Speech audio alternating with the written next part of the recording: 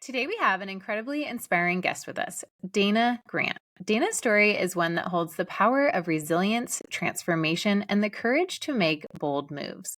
From conquering the corporate world to facing personal adversities that would bring anyone to their knees, Dana didn't just survive.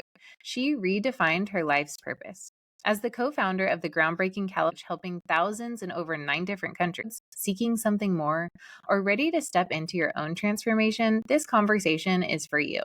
Let's dive deep into the secrets, struggles, and strategies that lead to a life of authenticity, freedom, and fulfillment. Tina, welcome to Life Without Secrets. I'm so glad to see you. This is a long time we've been wanting to do this. I love it. I I was thinking the same thing. I'm like we're finally here on the We're show. finally here. I know. I I love it. It's so good. I actually got to meet Dana about a year ago, and we got to spend some time together connecting more on a deeper level, I felt like. We just had this energy that flowed so effortlessly. And so I just know that this conversation was destined to happen and many more conversations after this, because I just think you're such a powerhouse. And I see you as just this like intuitive, powerful woman who helps so many people all over the world. And I love learning about you. And I just think this is going to be such a treat for everybody listening. Oh, thank you. I am just a mirror of you. You know, what you see in me is what you possess. Mm. True. It's true. I recognized that when I first met you. You are you're a special lady. Oh, thank you. Well, I before we go into some deeper questions, I would love for you to tell our listeners about your journey, where you started in the corporate world and kind of where you are now. Okay. We're going to go way back. So I started in the corporate world as working for a lobbyist group and set sales records very quickly. Um, I look back on that time and what drove me, I look back now and I could never do it again because what drove me was the external forces Mm. that now I don't possess, which So made me look very interesting. competitive, which I wasn't. So I was always very confused by that. But that was a great learning experience that took me into, and if I ask myself what's perfect about all of this, I got very, very sick. And I spent 20 years after that setting corporate records, sales records that have never been broken. 20 years being sick, and you know this, being an ER nurse, hitting the ER with debilitating migraines that so dehydrated, so sick they couldn't get IVs in, hospitalized for 10 days a month. And that went on for a very long period of time. A lot of medication, um, a lot of seeking out holistic clinics. That became my world for a very long time until I went to I had an awakening at a holistic clinic where I just had an aha moment on a yoga mat. And I flew up and, I worked for a pro business lobbyist group. And I said, I don't think I'm a Republican. Well, it didn't matter what denomination I was. The awakening was I had never chosen my path. I was just a really good soldier. And with my external validation clearly in place, I did exactly what my mother needed me to do and my grandmother needed me to do. And is everyone happy with me? Because look what I'm doing. And I was absolutely collapsing physically and using the mask. No one really saw what was going on because I would get sick and then over the week and check out Sunday night at the hospital. And Monday morning, I'm on a flight, who knows where in the country, and I'm on it again. I had that form of energy for a long time until I didn't. Wow. So you exhaust yourself until you like hit the ground, literally, Yeah. hit the floor, and then you get back up like nothing happened and move Yep. forward. Never So, acknowledged what the root of it was, what the cause of it was. I actually accepted that this is a generational, migraines run in my family. I accepted what I was told. Now I know mm, differently. right? Yeah, you are so incredible, Dana. So you have these migraines, you have this illness, um, you're pushing through like a lot of us do in life, right? Like we think that that's the answer. And you had that moment where you had this almost like epiphany of like, wait, I don't have control over my own life. What did that look like for you to confront the challenge you were facing? And what was something that was huge in the process of kind of reinventing yourself at that moment? I don't know at the time if I recognized that nothing was serving me but I was deeply discontent. I didn't have any contentment in my life. Mhm. I think I started recognizing the survival mechanisms Mhm. and what was falling apart. It was the more I tried to gain control, the more I was losing control. And with a debilitating pain illness, I started using, I mean, only the best, UCSF top neurologist giving me injectable pain medicine, Mhm. and anti vomiting medicine, which it should never be given unsupervised. I mean, I'm someone who never drank, never did a drug, a little bit of a control freak. Um, then I start using this and tried to manage it, which I think in the end, and if things happen for us and not to us, I think that with the injections, the amount of injections that went into my legs, I got 17 forms of staph in my leg. I was Oh, wow. underweight. I was malnourished. I was very sick. And I woke up one day and ended up in the wound care center. And they said, you could lose a leg. And I Mhm. almost couldn't, I was in such disbelief. Like, how did I get here? How did I find myself here? What's going on? And will I ever get my life back? I remember them giving levels of medication in the hospital. I had to sign off and say, you could die with this amount of medication. But they didn't know what to do with me. They were putting me in Mm. comas. They were doing all kinds of things. So, and I never questioned. I was always frightened. I never questioned. This is someone who had no experience with any of it. And then I had the image and I was holding on to so much shame that I'm a drug addict. I'm taking this medication. So my identity was shattered with what's happening and how do I survive without this medicine because I'm so sick. So I was in a double bind. Yeah. And so how did you come out of that? How did you reinvent yourself from that dark place of feeling the shame, feeling Yeah, like you were the reason you were in this, but yet you weren't really actually taking control over your own life? right. What did it look like to reinvent yourself from that point? Well, I think, if I have to look back, that could be rock bottom. That could be my legs wrapped in wound care, no showers, no baths. I was in a world that I was unfamiliar and I felt very exposed. Mm. I felt like this secret life that I was hiding, I was completely seen. They were Mm. looking at my legs, and I was looking at my legs, which I had not done before. I wasn't looking at the damage, and now I'm looking at what potentially is happening. My muscle was being eaten away, my tissue. Not to get too graphic, but you're in an emergency room. You know this. Mhm. Bacteria, it doesn't need oxygen to breathe. One form of stat, and it's going to. Thank God I didn't get MRSA, but is there any good bacteria to have in your body, in your No. legs that are eating away your tissue? No. So I'm reminded, and I'm grateful when I look at my legs because I kept them. I walk 6 miles a day. They're there. It took years to come to the realization that they're never going to be what they were before, Mhm. physically looking at them. But I just shift immediately into the gratitude that I didn't lose them. They work, they're strong. And now my focus is how can I take care of them? What can Was I there do to strengthen them? Yeah, was there a moment for you that, like, you had that realization? Because I feel like, we carry these Yeah. shames, whether it's a leg or something else in our lives, these secrets that we are, Yeah. we're thinking that, like, the outside world is gonna look at us and, like, Yeah. judge us for what our leg looks like, judge us Yeah. for, those migraines that you had and asking for some pain medicine, or we're fear of, like, what is somebody gonna think if they see my leg? What are they gonna think of Right. me? Right? And Right. so how did you approach that situation? Was there a moment that you realized that, like, that no longer held the power over you? Yeah. Accountability. I Accountability. stopped denying that what was. I started accepting that I have to start here and I have to move through this. I Hmm. had 3 daughters that were damaged by this. I couldn't at the time take on the damage that was, and I would fight for my position. I was very defensive for a long time. It's the headaches, it's the migraines, it's not the Mhm. medication. Well, it's both. I have to hold space for both. It's not one or the other. But by defending that, I stayed in victim mode and it didn't allow me to move forward. And my children stayed injured. The minute I took accountability and said, yes, this is your truth is valid. This is what happened. I started evolving. And it was Mm. like, it was like the heavens opened up. It was the weight was lifted, the shame, the hiding just stopped. And I've never talked about this. This is the first time with you. Mm. Yeah. Well, I appreciate you sharing that because I think that, when we share our vulnerabilities, when we share those parts of us that are the Right. secrets that we keep, right? That Yeah.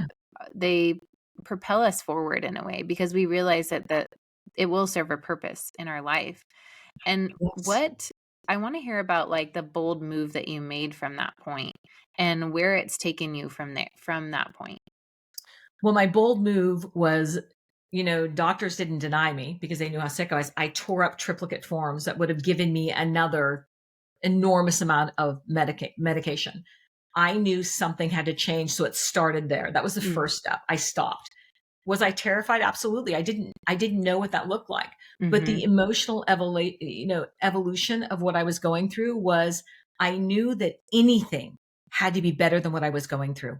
Anything.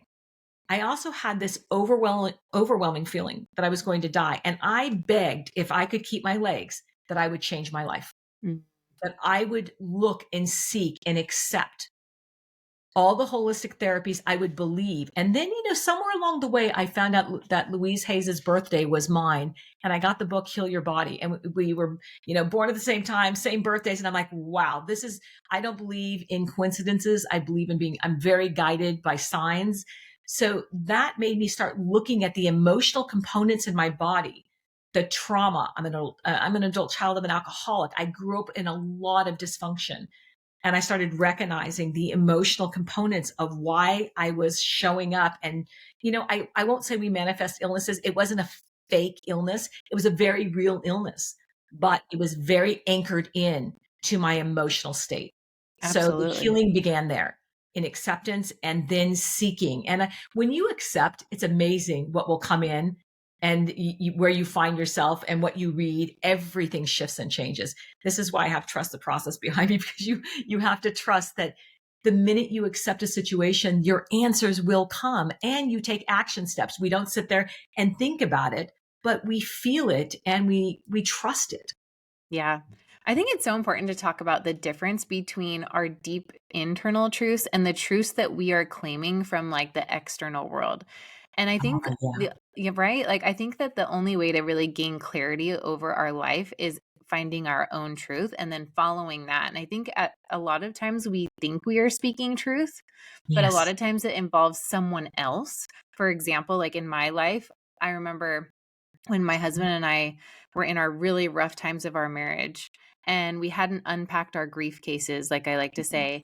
And I Yeah. believed that the truth is that I didn't matter to him. And I took this belief from my childhood, which I didn't recognize at the time, but I saw all the ways that I didn't matter, even if there was 100 ways that said I did.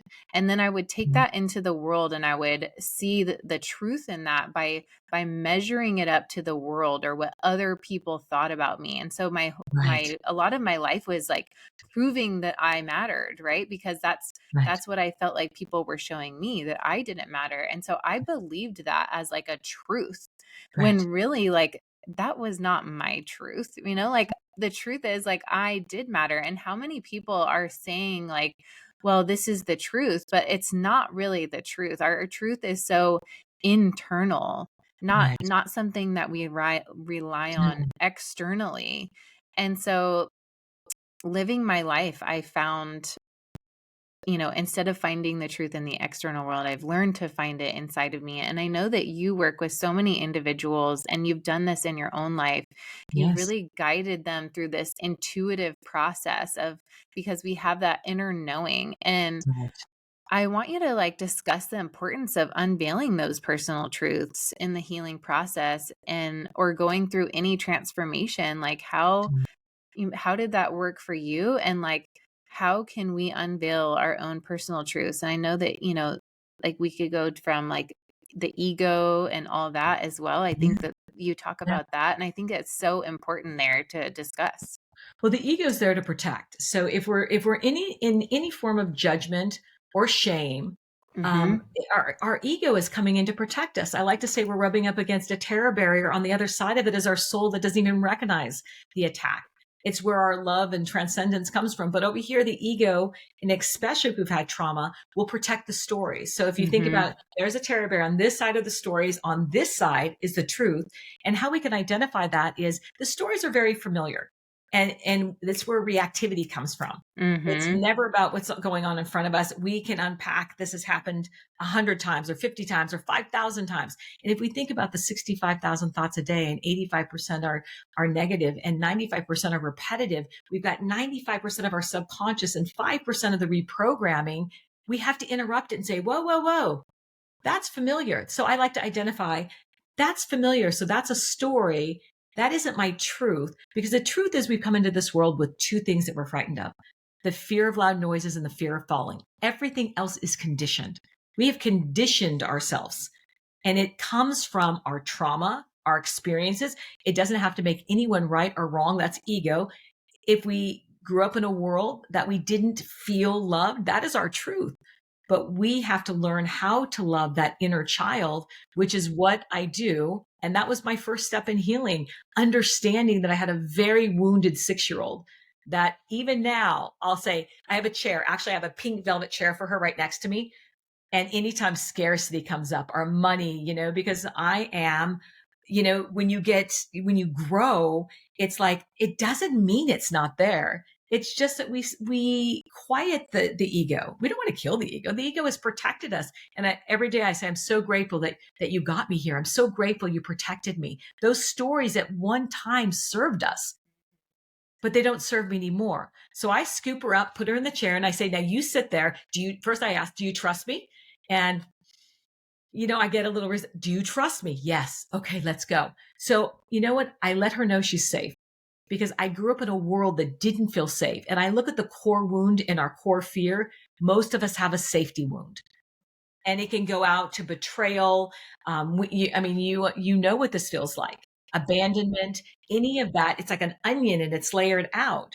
But until we look at the core, where did that come from? The source. Our core fear is going to show up over and over and over and over again. So my healing was, I recognized, did I know this is where I would go? Oh, no idea. But I knew this: I could not tolerate the life I was living. And I was terrified and I was in fear all the time of being found out. I lived it was a double world. I showed the world this very powerful person, which I didn't believe. I had no self-worth. I was bottoming out. And then I would go into this hidden world that was nurturing and protecting me from any form of growth. And I think this is what we do. Yeah. Maybe not to that extent, but to some extent and you're right. I work with women all over the world. I've been in 4 countries already today. And, it doesn't matter where we are or how we perceive. We hear messages and we digest them and we show up in the world and we play them out. Yep. And so what did it look like so let's go back to your story. Tell us about you owned your truth at that moment. And then how did you set Yeah. yourself up? And now you're this incredible Yeah. transformative master coach. Tell us that. Well, that was messy too. I remember being reactive when people would say, "Oh my gosh, your life is chaotic and messy." Mm. Well, you know what? Now, yes, it was chaotic and messy, but all of that serves me now. Thank God Mm. that it was chaotic and messy, because there isn't much people can, and I believe that we'll attract people that need us. There's not much that people can dump out at my door where I don't look at it and I say, "Oh yeah, I get that. I get that." Because I've been there. I would never Mhm. hire a coach that hasn't had a big messy life and they can't show me what they've done with it. Show me what Yeah. you've done with that big messy life. So I I co-founded Cauliflower Foods. Now, when that started, I didn't trust myself.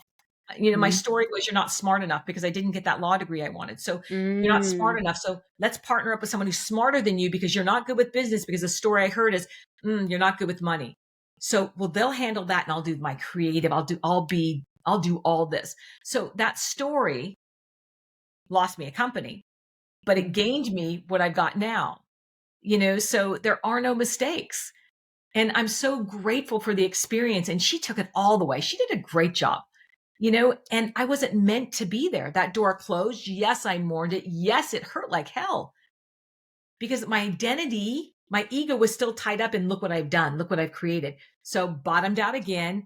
There was the big transformation. I had to really align with my truth, who I was, what I'm here for. And I was guided.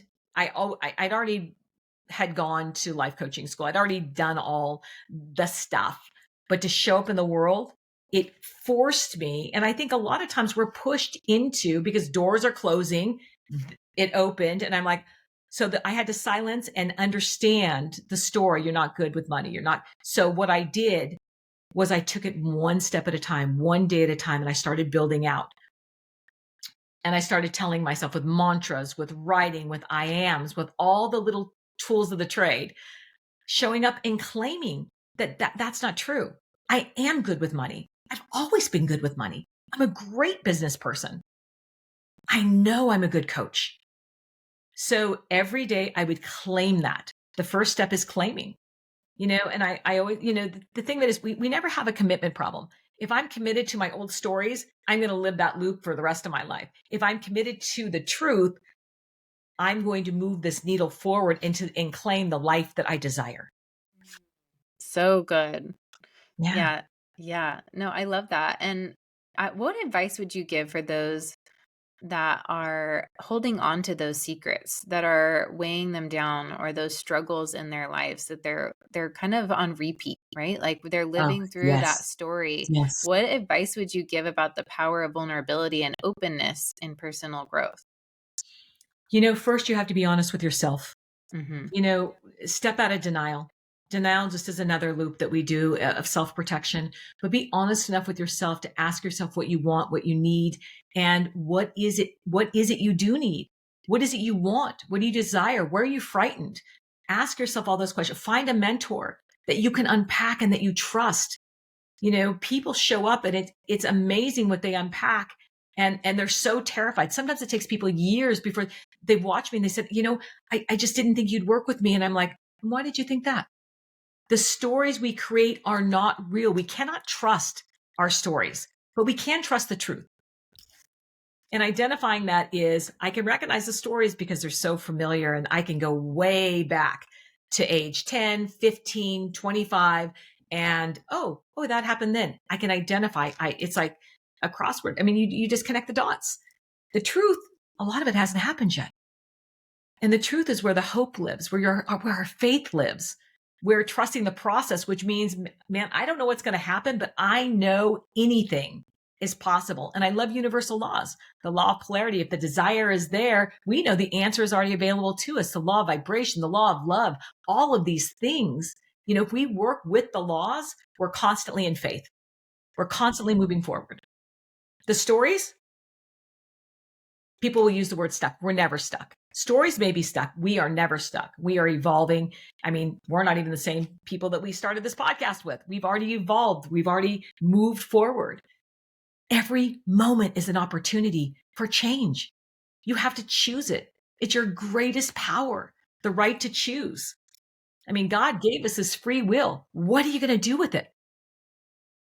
It's powerful, the power of our choices. Do you think people have to be ready for transformation? I think a lot of people fear change, and people might be listening and thinking, well, I Yeah. want this, but I also don't want to step into this newness that is required for that transformation to occur. Or maybe they're afraid of the change that will occur on the other side of the transformation. So there's fear of the unknown, and it can be confusing, lonely, like we're talking, chaotic, right? So, Yeah. how can we step into this transformation that our heart really is asking for and move into freedom despite Yeah. these challenging emotions? We are never ready. There is no such thing as the perfect moment. Perfection doesn't exist. We only take imperfect action. And you know what? I hope you fail because you learn exponentially. It's like Mm-hmm. every time I fell on my face, it was like, oh, what's perfect about this? What's perfect about this situation? So I metabolize it very quickly now. What do I need to learn? What do I need to learn? What do I need to learn? I think the comfort zone is the stories. Staying and doing, this is why people stay in the same situations for so long. The fear immobilizes them.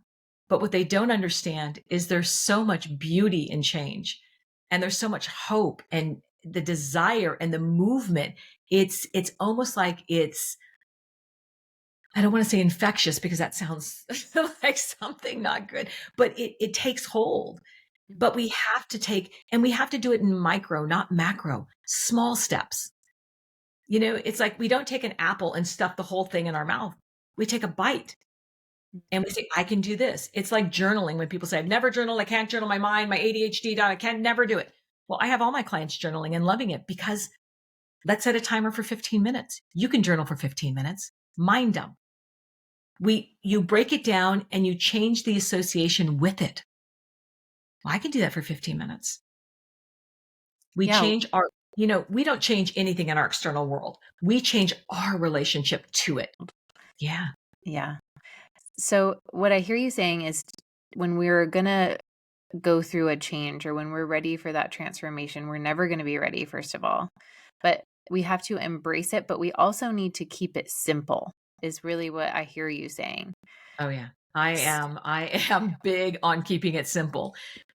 Our stories have already overcomplicated. We're saturated, and if people are feeling stuck, it's because they've created this huge circle of it's the weight of all the stories that they've collected, and they don't know where to start, and they're in total like overwhelm, anxiety, depression. It's all in the loop. They've circled that over and over again, and they might feel hopeless. But by keeping it simple I don't overcomplicate anything. Well, in my mastermind, someone said, your mastermind book, your power play book is 185 pages. But if you looked at it, what I'm asking them to do is repetitive, and it's simple, and it's effective. I only want to teach effective action. Change making behavior, which means we have to claim it. We have to keep it simple because our mind is already overcomplicating. When we choose something, the stories have already started. We have to cut through it and say, okay, what is the truth? I love this exercise that I give my clients to do. They look in the mirror every morning and they say, what do you need from me today? What do you need from me today? Well, I need rest today. Okay. Can you honor that? There's an honor system and an integrity that we build with ourselves when we honor this. And then we learn to trust ourselves, because trusting the process means starting with us, trusting our intuition, trusting this process, which means no second guessing. If I looked in the mirror and I said, I need to do X, Y, Z, I do that. I follow through. It doesn't have to be extensive. It can be one step. We can do that. It's like people coming out of depression. I used to have them make a list of 5 things. I'm going to make my bed. I'm going to brush my teeth. I'm going to try and shower today. I'm going to comb out my hair. I'm going to drink some water. Simple things are, this. Those are huge. Yeah. And how do we tap into that inner knowing and make those life-changing decisions in our day-to-day life so that we can really own our truth and then claim that power? Is there like steps listeners can take or insights that you can share there? I think it's a process, but there's so many different modalities. There's so many different ways we can do it, but I like to keep that simple too. I like simple mantras. I sing songs in my car about how much I love myself because, believe it or not, I didn't love myself. So in the beginning, I thought, even Louise Hay's book, Mirror Work, I'm like, this is ridiculous. I tore the book up. I did. I thought, this is ridiculous. It doesn't work. Nothing's changed. But my belief system, I was in resistance. And anytime we're in resistance, we're only going to call more of that in. So I think when I started leaning in, my belief system changed. And then I thought, I have to claim. So what does that look like? Well, that means I am what? I'm not worthless. I'm not good with money. No, I am valuable. I am worthy. I am loved. And we can even take it to I am one and the same. If we're using universal laws, I'm not only, I am love. I embody it. So embodiment is important. We claim it. And if it takes that, what do they say? 45 days, I believe it's 20. They say 20 days to build a habit. I say 45 before our body starts to expect it. Yeah, that's what I was going to ask Consistency. you. Hmm. Yeah, consistency with mantras, consistency with action. Wash, rinse, repeat, wash, rinse, repeat. And you may not see immediate changes, but every cell in your body is listening. Every cell in your body is listening. Just like I'd been listening to, I had an eating disorder through this whole process as well. I was underweight for many, many years. And people now focus on, oh, you gained weight over the last phase. Well, I'm losing it because I had the pendulum is swinging, and I had to find the middle ground of, this doesn't feel honoring. I'm going to honor. The minute I stopped judging, the minute I started honoring myself, it's like whammo. It's just dropping because I'm so excited to see how healthy I can get at this age. People say, I'll be 60 this year. They'll say, your muscles going, you can never build. Watch me. Watch me do it. Yeah. And I love watching you do it, Dana. You're incredible. So, like, and I think this is an important topic to talk about too. It's like a lot of people think like they start this transformation process and we come out on the other side and then we're met with like, the next challenge or like the next level of challenges. And then it's almost like we have to revisit those things that we thought we had already overcome, like I am worthy, I matter, those types of things, right? And then we step into this next Yeah. version of ourselves or this next Yeah. challenge or the door opens, right? Like when Yeah. this door closes over here and this door over here opens and we're like, oh shoot, I gotta step through this door. And I thought I had Yeah. transformed. I thought that I had known my truth, and now I'm here again and I'm having to face these challenges again, these Yeah. same things, and I'm having to reinvent myself by reminding myself, yes, okay, I am worthy. I am loved. Yeah. Like, I am capable of doing this. Like, I am qualified. Y- Well, there's nothing like a good trauma trigger to catapult us back. Yeah. So that's a good question. So I love box breathing and just a deep breath in, a deep breath out. We can feel the reaction to the trauma and we recognize it, and that doesn't serve us. We know this. We take a breath, 1, 2, 3, 4 in, 1, 2, 3, 4 out. Now we know the ego wants to drag us back to the stories, and think of the ego as a gatekeeper at the maze of all those stories. If we want to get over here back into our truth, hand on heart, I love a little bit of slapping of my hand. It's a vibration, goes right up my arms. 1, 2, 3, 4, a nice box breath, sometimes a second one. And I claim, I love Dana.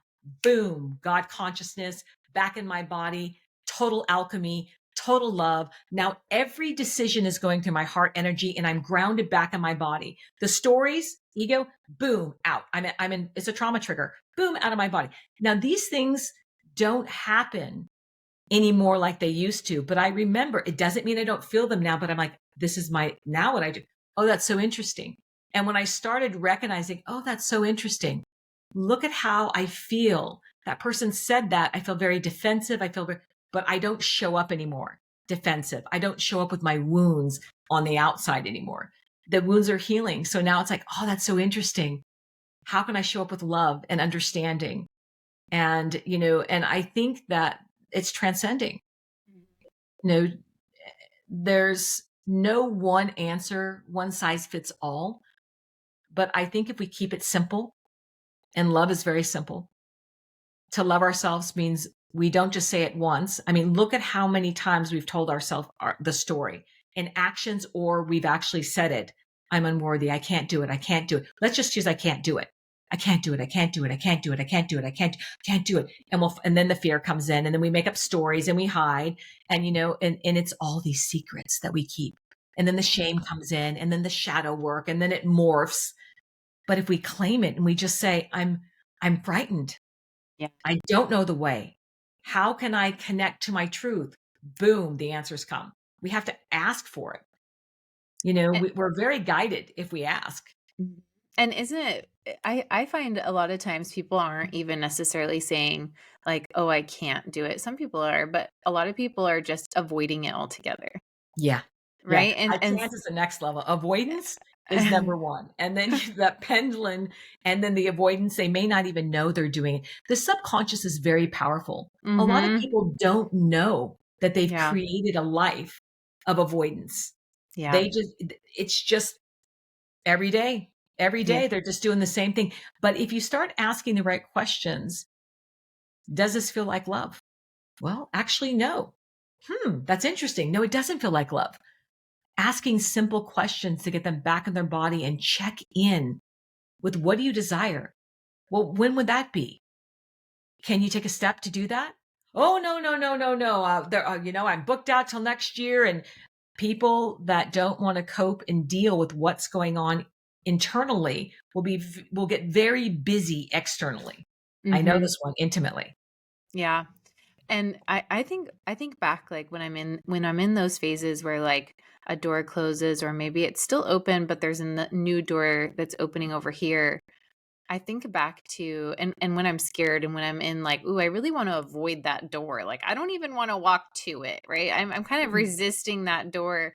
I think about those times in my life, and I think that this is, where I like to write down like those experiences where I've overcome something and the way I felt after it was over, and I go back to like, remember when you went to college and you had a baby at, 18 Yeah. years old and you took it day by day, and like this is the same, and like Yes. remember that feeling when you got to the other side of those little tiny steps you took every day, and then you got to walk across that stage as valedictorian for college, like that's what you're going to walk into when you really open that door and walk through it like the way that you are meant to, you And if know anyone's listening to this, Jillian, 100% of the people listening to this have survived this life up Mhm. until this point. Yeah. And they have to choose. I mean, all their fears, all their irrational fears most of them, and like 90% of them have not happened. But I do believe what we think, we speak into existence and we attract. And Mhm. what, we resist, we call in. Mhm. But remember, ego contracts, the soul expands. So, how can you be an alchemist? How can you step back into your body and trust this process? Trust that the newness is what's scaring you. Of Yeah. course, it's frightening. Everything you did on that stage, having the baby, you were frightened, but you did it. You broke it down in bite-sized pieces. I can do Mm. this today. I might, the whole picture is overwhelming. I can't, people get stuck in the big, it's like I saw Dune yesterday and I don't go to a lot of movies, and it was the big screen and vibrating. And I'm like, ooh, that's really overwhelming. And my eyes were darting. I don't do well with a lot of stimulation like that. I'm like, my eye, and it's like, that's a lot. That was a lot. But if we step back from that, the more I think about that movie and I think about good, evil, I'm breaking it down. It makes sense. But in that moment, I was overwhelmed. If we step back, we can look at it and digest it differently. Like, oh, what can I do? What can I do with this? How can I rethink that? Is that serving me? Is that serving what I want? Is this action giving me what I said I desire? People, there's a lot of people that haven't even claimed what they desire yet because they're still, like you said, they're still in avoidance. That loop is sedating. Yeah, and I think these are really great questions that you're asking of people to ask themselves. And I think I want everybody to go back and write those down because, wherever we're at, like I think Mm. a lot of times we wait for those traumatic moments in our lives to transform, right? Or we wait till, the tornado hits Yeah. and we are left to pick up the pieces. And Yeah. instead of waiting for that tornado to hit and you to pick up the pieces, like what if you could just ask yourself those questions right Yeah. now?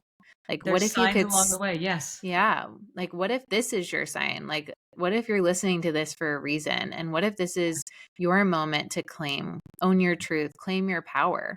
Yeah. What we fear, we empower. What we love, we empower. Whatever it is we're claiming, we're empowering. And I think that if they hear that, they might ask every day, what is it I'm empowering? And stop. In the beginning, and I do have clients still do this, set a timer for every hour, every couple of hours, and interrupt their thought process. And Mm, and they've got the work that, what are you thinking at that moment? What's, and it's amazing how they've interrupted the same fear over and over again.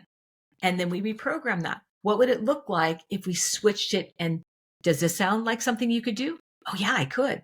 Well, let's plug that in every time. So the reprogramming is, and the reconditioning is, oh, that's not true. I'm not afraid at all, but I'm going to allow that to empower me. And I'm going to do this. Every time I interrupt that, oh, I'm going to flip it.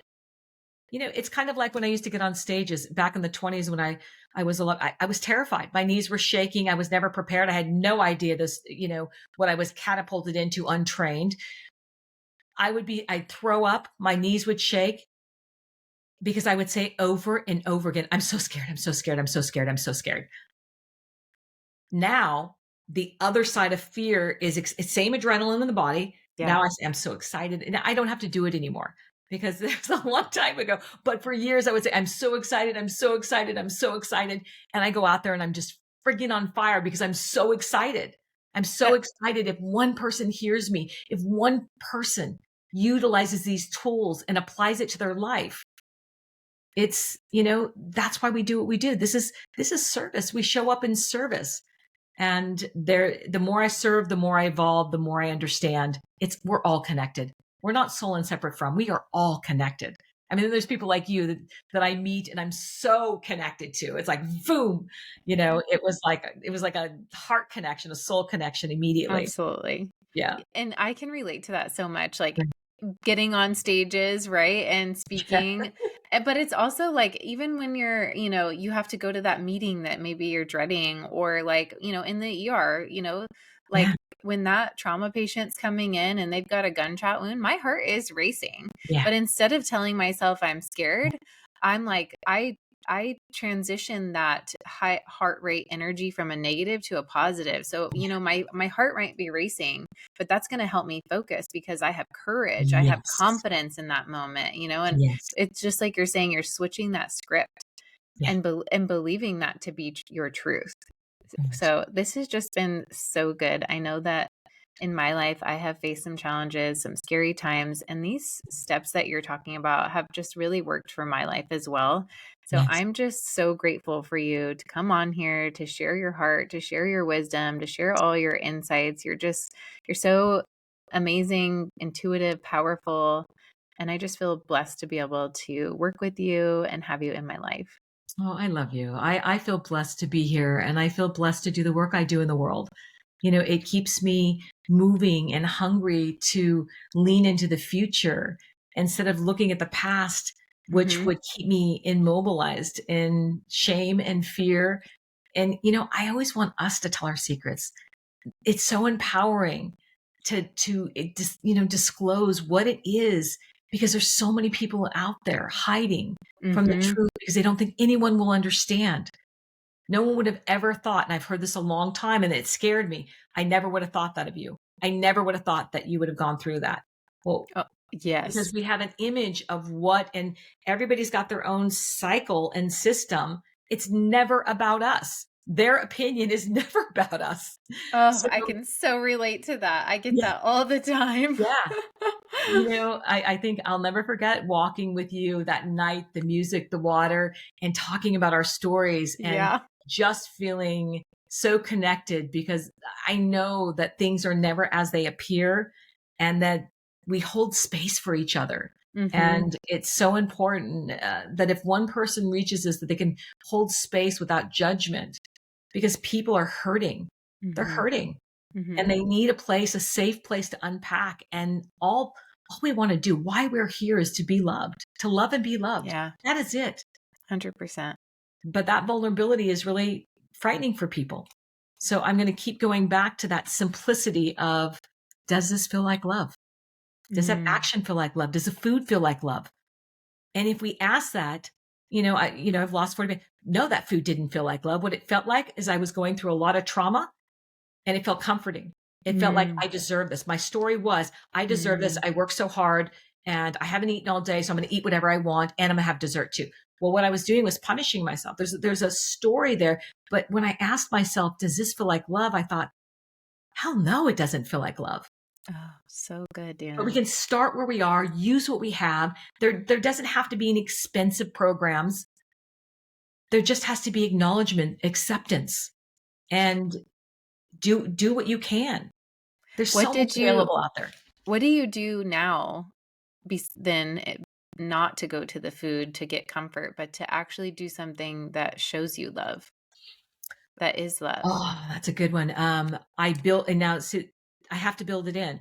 Where before my days were full of, and I used to think that my work days and the service was how I got my value. And I didn't understand that until I looked at it and I was exhausted. And I thought, no, this is how I'm getting my value. My value is in being still, taking care of myself. This doesn't feel like love anymore. I was burning out. So walking, I knew nature. The connection with nature has always lit me up. I was a tomboy as a kid. I mean, I just remember so much peace and happiness. So I started walking painfully at first. My knees hurt, my ankles hurt. And I'm like, so I would say, you're just going to do a mile. And then I do 2. You're just going to do 3 miles. And I do 4. And I just recognized how strong the body is and how much I love and appreciate these legs. And I apologize to myself sometimes for ignoring them and for shaming them and not wanting to show them. It's there's layers that and when I walk, I think about that and I talk to them. You're so strong, instead of saying, oh my gosh, there's scars everywhere, you can never show these. No, I'm so proud that I have these. I'm so proud that I'm able to get out here and walk. It's simple stuff. It's so beautiful. So I want to know what's coming up for you this year. You do so many amazing things. I mean, with your clients, Mm, like you go to yeah. Italy, like you do so many great things. So what is coming up for you this year, in your future? I want to hear about it. We haven't claimed the Italy retreat this year because I go every October for my birthday, and this is the 6-0 this year.